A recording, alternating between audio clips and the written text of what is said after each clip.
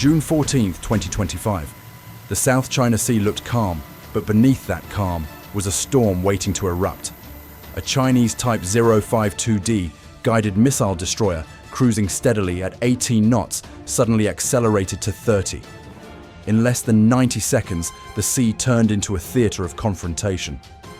The order had come directly from Beijing: intercept the American warship, push it back, and prove control over contested waters.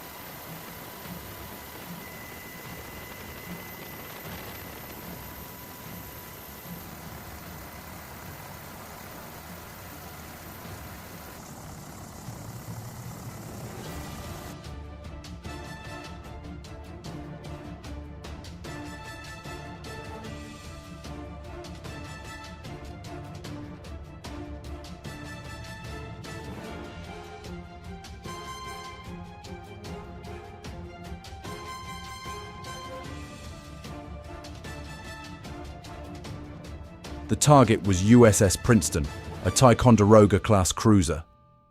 Known for its advanced SPY-1 radar and missile arsenal, Princeton was patrolling international waters 180 nautical miles from China's coast. These waters carry over $3 trillion in global trade every year. For decades, the US Navy has safeguarded them through freedom of navigation patrols.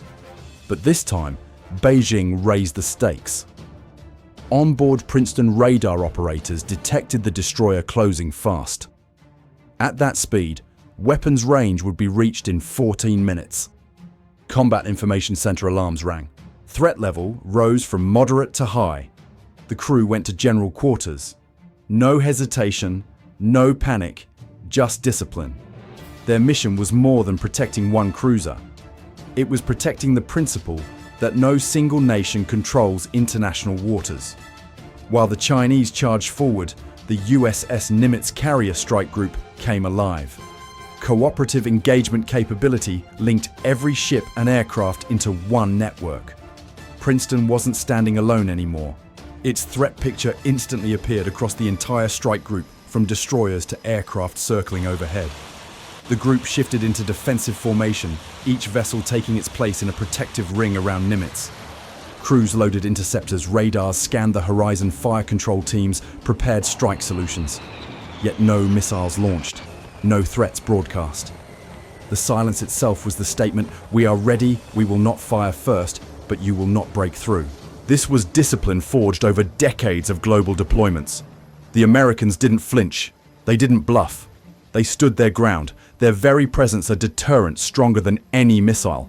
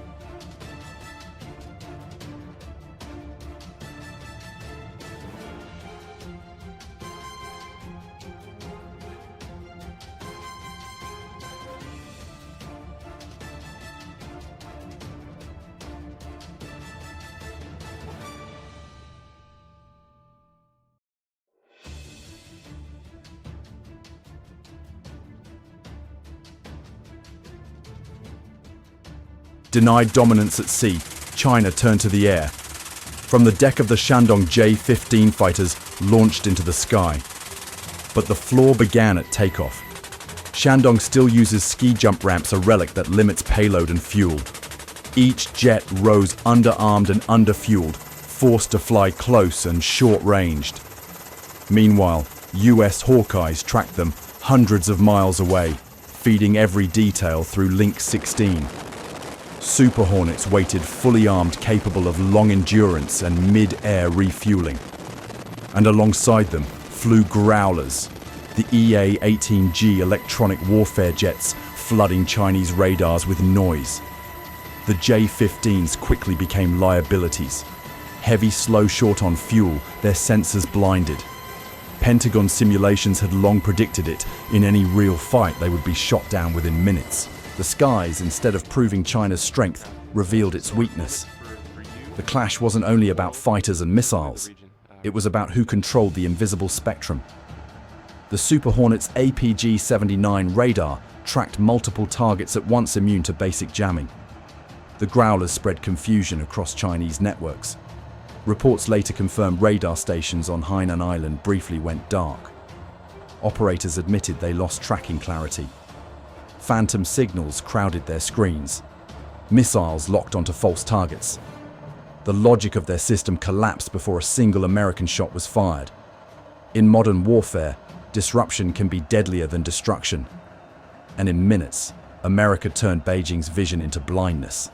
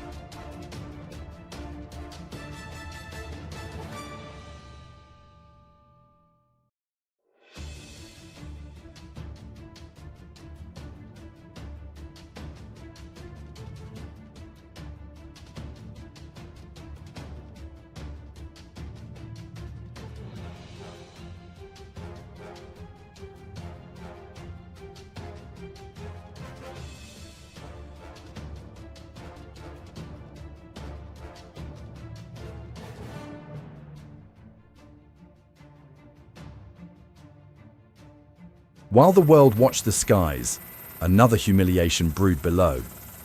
A Chinese-type Jo 389 submarine, supposedly stealthy, was shadowed by US sonar for over an hour. The crew made errors, turning to sharply generating noise.